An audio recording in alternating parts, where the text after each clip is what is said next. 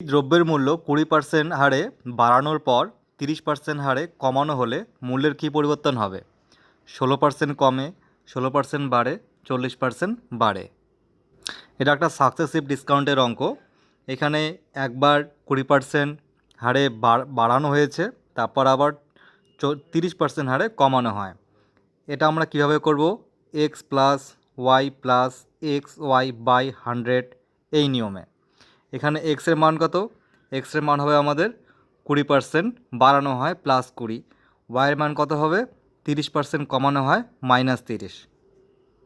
চলো মানগুলো টুক করে বসিয়ে দিই। এক্স মান হচ্ছে 20, তারপর হচ্ছে ওয়াই মান কত? -30। তারপর এক্স ওয়াই একটা মান হচ্ছে প্লাস, একটা মান হচ্ছে মাইনাস, তার মানে মাইনাসে প্লাসে হবে -20 × 30 বাই 100। 0 0 কাটা, 0 0 কাটা,